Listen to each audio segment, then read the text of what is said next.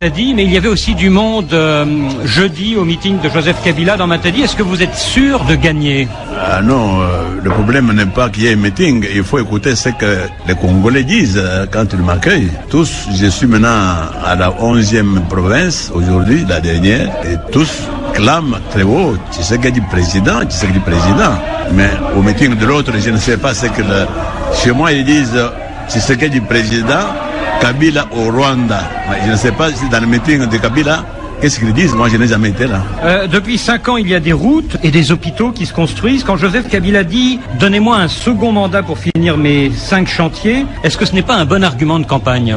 Mais quel argument de campagne? Parce que tous les Congolais ironisent autour de ça. Ils vous demanderont quelles sont ces routes et quels sont ces hôpitaux. Il y a quand même, par exemple, cette route Kinshasa-Matadi qui a été réparée. J'espère que vous avez lu le rapport du PNUD où le Congo est placé de 185 et le 100. Moi, j'ai le plus de Kabila dedans, c'est que Mobutu a dans 32 ans de pouvoir. Donc vous vous rendez compte? Kengo Wadondo dit que l'opposition risque de pas d'accueillir. Jamais je n'ai été d'accord avec ça. Tous les Congolais sont pour le changement et sont derrière Tshisekedi Mulumba. Donc c'est de la farce ça. Oui, mais tout de même, est-ce que Vital Kamerhe, par exemple, ne va pas vous prendre des voix? Mais si Kamerhe peut me prendre des voix, tant mieux pour lui, félicitations pour lui. Arithmétiquement, est-ce que ça ne peut pas permettre à Joseph Kabila d'arriver premier? Mais ce n'est même pas une goutte d'eau. Kabila n'a rien. Attendez les vraies élections, vous verrez Kabila aura 2 ou 3,5. Écoutez ce que les Congolais disent dans les chansons.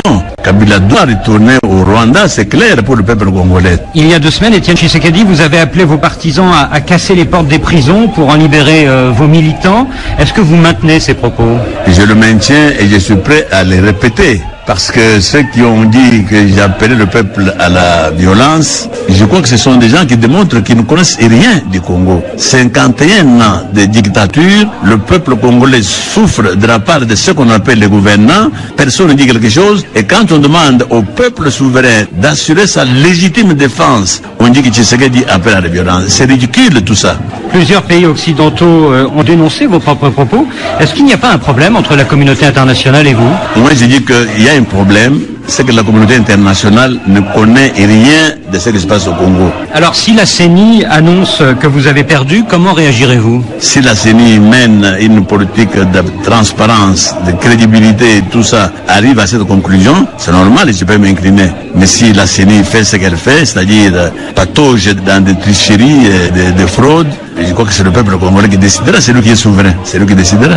Donc les résultats de la CENI, même s'ils ne vous sont pas favorables, ne seront pas automatiquement faux. Vous lui donnez sa chance. Mais je ne donne aucune chance à la CENI parce qu'au moment où nous parlons, mon parti n'a pas encore signé le fameux code de conduite. Pourquoi? Parce qu'il y a trop d'irrégularités. On vient de découvrir des bureaux fictifs. Comment voulez-vous qu'on soit d'accord avec cette CENI-là, qui est présidée par un cousin à Kabila, un cofondateur de son parti? Comment voulez-vous qu'on ait confiance dans une structure de ce genre-là? Est-ce que ça veut dire, Étienne Tshisekedi, que vous ne respecterez aucun autre verdict que celui de votre victoire? Mais il n'y en aura pas d'autre que celui du peuple. Celui du peuple proclame Tshisekedi comme président de la République démocratique du Congo. Il n'y a pas de verdict. Vous l'entendez dans la rue, dans le public.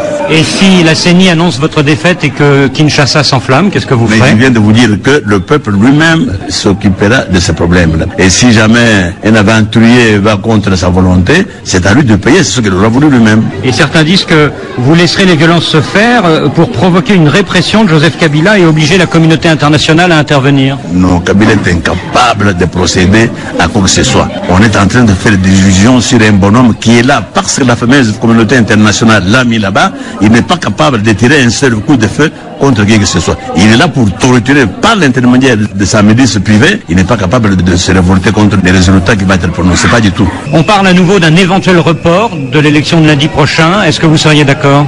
Je serais d'accord si ce report conduit toujours à un processus plus crédible, plus démocratique et plus transparent. La durée est à discuter. Mais une chose est certaine, si on dit qu'il y a un report, il est évident que la commission électorale indépendante ne doit plus être dirigée par le même Moïse Mulumba, parce que c'est lui qui est à la base de ces fameux bureaux fictifs pleins à travers le pays. Un escroc de ce genre-là, on ne peut pas le maintenir à la tête de la commission électorale indépendante. Monsieur Tshisekedi, merci. Et merci Christophe Boisbouvier, l'un des envoyés spéciaux de RFI en République démocratique du Congo.